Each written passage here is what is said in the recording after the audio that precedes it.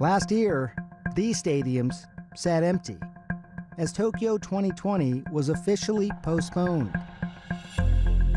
Many people assumed the games simply wouldn't happen. But now they are happening. So I've made my way here to Tokyo to try and figure out exactly how they're going to pull this off. We had no idea what was coming to us in terms of COVID. Postponing the Olympics again was no longer an option due to international sports schedules. So it was up to Dr. Brian McCloskey, chair of an independent panel advising the International Olympic Committee on COVID-19 countermeasures, to figure out how to hold the Games in 2021. Was it just going to be inevitable that the games would happen? You just had to figure out how to do it as safely as possible. It was possible they could be cancelled completely. And that was always part of our thinking, that we can only do this if we are satisfied that we can do it safely and securely. What is the risk of doing an event like this in the middle of a pandemic to the citizens of Japan, the citizens that live in that area? Since we first realised that coronavirus was going to be an issue for the Games, we're trying to maximise the separation between the international visitors coming in, the athletes and team officials, and the local population. This is why all spectators, both local and from abroad, have already been banned in Tokyo. And athletes' movements will mostly be confined here, to the Olympic Village. Beyond that strategy, McCloskey says the rest comes down to the pillars of public health. Social distancing, physical distancing, wearing the mask, and respiratory and hand hygiene. They were always the fundamental core of what we knew would reduce the risk of COVID during the Games. And then we started to layer on top of that the testing strategy that we now have. But that has not stopped the concern from both locals and other health experts, like epidemiologist Michael Osterholm. One of the things that has been a concern is that they've really planned this Olympics around the concept of hygiene theater. To him, the organizers are missing a fundamental point. Originally, the plans were set up counting on this being largely a respiratory droplet, i.e. it falling within 3 to 6 feet of the individual who might be infected, when in fact, as we now know, the primary means for transmission is actually through airborne transmission, aerosols, things that float in the air like cigarette smoke.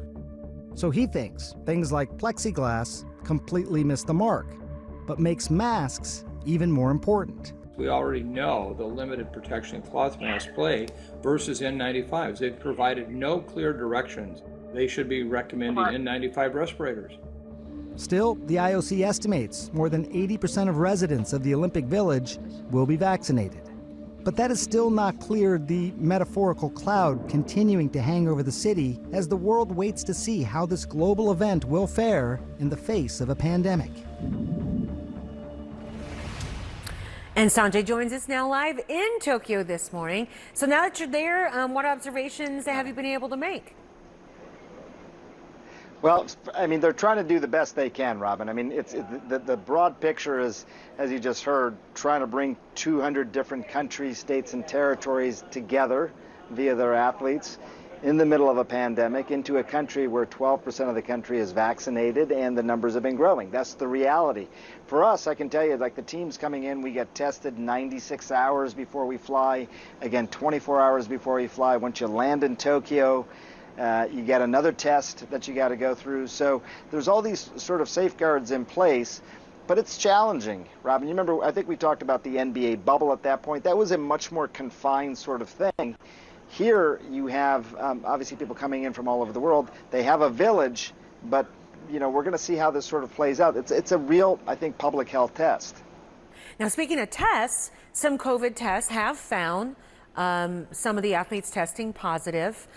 So is that considered a victory of sorts, or is it, oh my gosh, yikes, we're just detecting a little bit about what is a potential?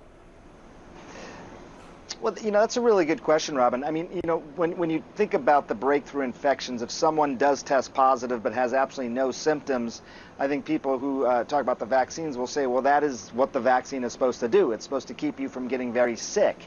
The problem is that if you do have a breakthrough infection, you're an athlete about to compete in the Olympics, that dream dies. You're now going to be in isolation. People who had close contact with you may need to be quarantined. So it's a very tricky situation. Again, for those reasons, the vaccines are very protective, But as you heard, they're not mandatory for these athletes either, because there's some of these athletes are coming from places where they simply don't have enough vaccines. So it becomes an equity issue. Are you gonna vaccinate athletes before you vaccinate elderly people or healthcare workers in those home countries? So there's lots of things at play here. But to your point, the vaccines work well. It doesn't mean we're still not going to see more and more breakthrough infections. All right, Sanjay Gupta live in place for us as this week gets started with the opening ceremonies on Friday.